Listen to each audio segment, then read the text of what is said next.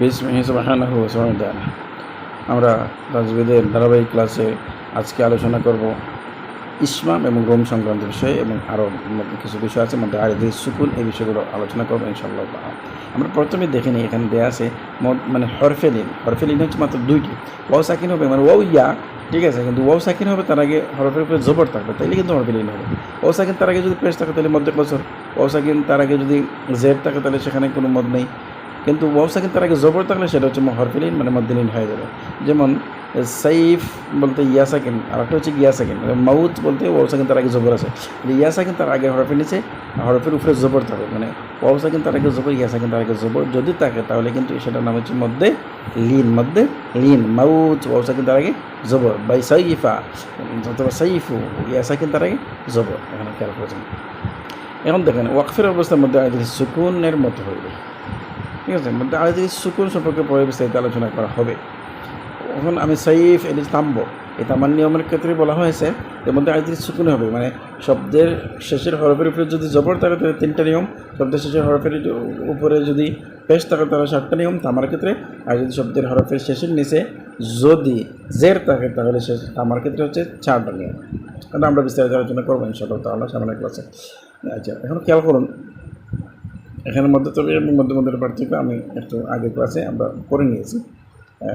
এখন আমরা দেখতে পারি যে মধ্যে মুত্তাসিল এবং মধ্যে মুনফাসিল সংক্রান্ত বিষয়ে আলোচনা। মধ্যে মুত্তাসিল মদের হরফের পর যেটা বলা হয় যে মদের হরফের পরে যদি হামজাটা একই শব্দে আসে, সংক্ষেপে আমি বলতেছি, তাহলে কিন্তু এটাকে মধ্যে বলে মধ্যে মুত্তাসিল বলে। মধ্যে মুত্তাসিল অপর নাম হচ্ছে মধ্যে ওয়াজিব, মধ্যে মুত্তাসিল অপর নাম হচ্ছে মধ্যে ওয়াজিব। যদি আপনাকে বলে মধ্যে ওয়াজিব একটা মিসাল দেন, উদাহরণ দেন, মাইন ইয়াশা, আপনি এটা বলে দেবেন এইভাবে, মাইন ইয়াশা, এই ইয়াশা হামজাটা একই শব্দের মধ্যে আসে, এর জন্য এই যে খেয়াল করুন হামজাটা একই শব্দের মধ্যে আসে, এর জন্য সেটার মধ্যে মুত্তাসিল। এখন খেয়াল করুন মধ্যে মুত্তাসিলটা কতটুকু আপনি লম্বা করবেন।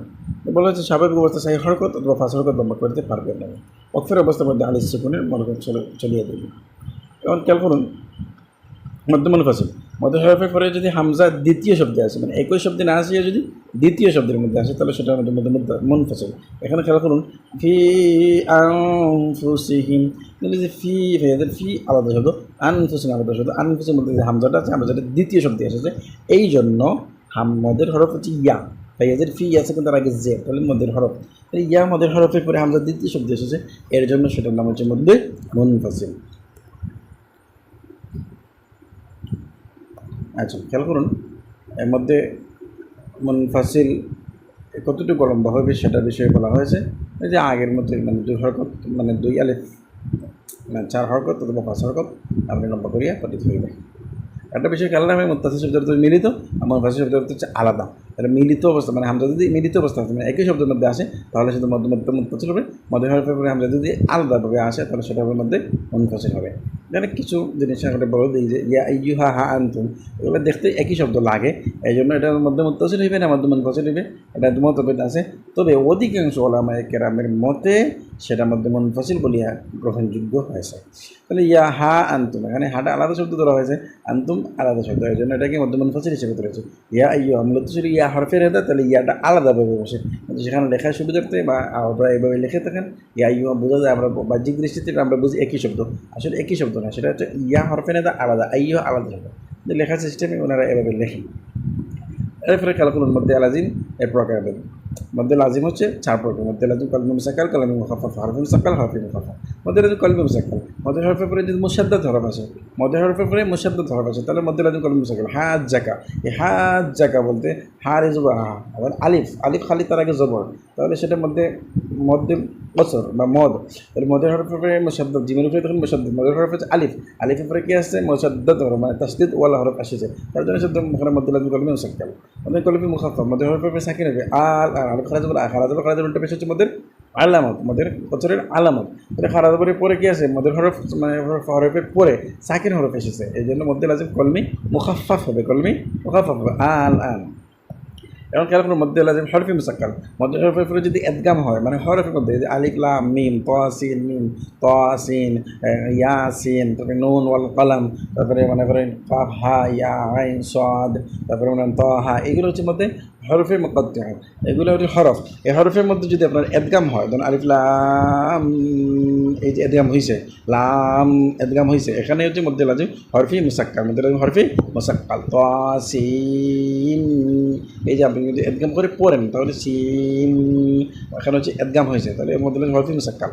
এখন মধ্যে লাজিম হরফি মুখাফা, মধ্যে হরফের পরে যদি থাকিয়ে হয় হরফের মধ্যে, যেমন মিম মিমিয়াজির মি মিম, তাহলে মিম মিমটা হচ্ছে মধ্যে লাজিম হরফি মুখাফা। এইগুলো এখন খেয়াল করুন কোরআন শরীফে 6টা শব্দ রয়েছে যেগুলির মধ্যে লাজিমের মতো 3 আলিফ লম্বা করে পড়িত হয়। এই 6টি শব্দ হচ্ছে উল আযকারাইন, আল আন, এগুলোকে মধ্যে লাজিমের মতো লম্বা করে পড়িত হয়। আসলে কিন্তু মধ্যে লাজিম এখানে কোনো কায়দা নেই। বলা হয়েছে এই 6টি শব্দ তফসিলের সহিত পড়া যায়, মানে তফসিলের সহিত পড়া যায়। এবং তফসিল কাকে বলে সেটা আমরা খেয়াল করুন। তফসিলের নিয়ম হইল লামে তারিফ ও হামজা ইস্তেফামের মধ্যে অবশ্যই দ্বিতীয় হামজাকে হামজা ও আলিফের দরিবেরই অবস্থায় মদ বৃদ্ধিতে পড়া উভয় নিয়মে, অর্থাৎ মধ্যে তফসিল যায় গেছে, তবে মদ করা উত্তম। ইহার অপর নাম হচ্ছে মধ্যে ফরক, কেননা এই মদ ইস্তেফাম ও খবরের মধ্যে পার্থক্য দেয়। তাহলে মধ্যে ফরক কাকে বলে?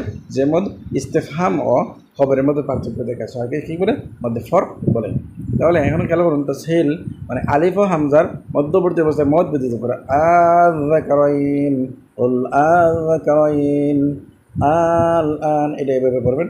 আবার আল আন মানে আপনাকে দ্বিতীয় হামজাকে, ওই যে অবশ্যই দ্বিতীয় হামজা থেকে প্রথম হামজা এটা ঠিক আছে, পরে যে দ্বিতীয় হামজা সেটাকে আপনি চাইলে এই হামজা ও আলিফের মধ্যবর্তী অবস্থায় আপনাকে মদ ব্যতীত করতে হবে, লম্বা তো এটা লম্বা ঠিক আছে, পরেরটা আযকারাইন বলতে পারবেন না, আযকারাইন মানে হালকা তবে আপনি উচ্চারিত করে পড়তে পারবেন চাইলে দ্বিতীয় হামজা। প্রথম হামজা আপনাকে স্পষ্ট করে পড়তে হবে, লম্বা করতে পারবেন। এখন খেয়াল করুন ফুসিয়া সুরত আজানি শব্দ আসিয়াছে, এটা রহমতুল্লাহ মতে ওই এখানে তসহিল পড়তে হবে, মানে তসহিল মানে মদ ছাড়া তসহিল হইবে। তসহিল আপনাকে আগে বলেছি আমরা যে লামে তারিফ হামজা ইস্তেফামের মধ্যে অবস্থিত একটা হামজা আসবে, ওই হামজাকে আলিফ ও হামজার মধ্যবর্তী অবস্থায় মদ ব্যতীত আপনাকে পড়তে হবে। এখন কেমন আজামিউন, এই যে আজামিউন স্পষ্টভাবে যদি আপনি পড়েন তাহলে আজামিউন, কিন্তু আপনাকে এভাবে পড়তে হবে না, আপনাকে সেখানে তাসহিল করে পড়তে হবে। আজামিউন আরবি, এইভাবে আপনাকে পড়তে হবে। আজামিউন আরবি। সূরা ফুসসিলাতের মধ্যে, মানে যেটাকে আমরা আলিফ লাম সাজদা বলি, এই সূরার মধ্যে আছে যে সূরা শব্দটা হচ্ছে আজামিউন আরবি, এটাকে স্পষ্ট করে পড়তে হবে, দ্বিতীয়টাকে আলিফ হামজার মধ্যে পড়তে হবে। আজামিউন আরবি, এভাবে আমাকে ট্রাই করতে হবে। তারপরে এখন সূরা এই হুদের মধ্যে মাজরিহা যে শব্দ আছে সেখানে ইমাম হাস রাহিমাহুল্লাহর মধ্যে এমালায় কুবরা হবে।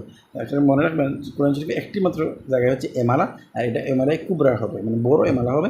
এটা কার মধ্যে? ইমাম হাফস রাহিমাহুল্লাহর মধ্যে। তাহলে আমরা যারা কেরাত পড়ি ইমাম হাফস রাহিমাহুল্লাহ, সেখানে আমরা কী করবো? শুধুমাত্র কোরআন শরীফ এক জায়গায় এমালা করবো, যেমন বিসমিল্লাহি মাজরিহা ওয়া মুরসাহা অনেকে ওয়াত্তিনি ওয়া যাইতুনি ওয়া তুরি সিনিন, এভাবে পড়েন, সেটা বিলকুল আপনার পড়লে হবে না।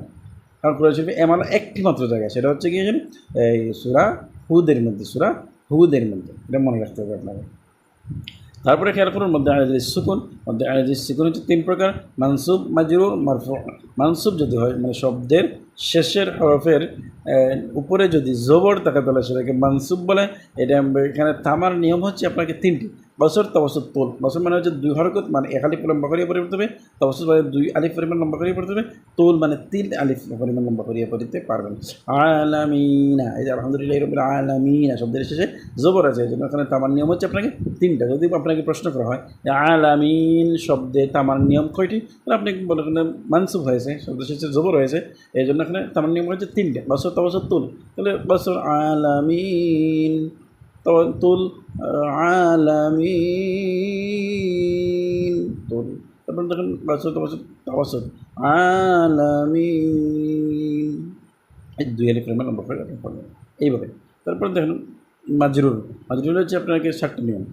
আর দিন নিন শব্দ শেষে হরফের নিচে জের থাকতে হবে, সেটা হচ্ছে মাজরুর। মাজরুর বছর এক আলিফ তসল দুই আলিফ তুল তিন আলিফ রুম মাল বছর। রুম মানে হরকত অসল অবস্থায় সামান্য উচ্চারণ করতে হবে। এই যে লেখা যাচ্ছে রুম বলতে বুঝে হরকতকে অসল অবস্থায় সামান্য উচ্চারণ করতে হবে। মালিকি ইয়াউমিদ্দিন, দিনে ওই যে হালকা নে উচ্চারণ করবেন, নে।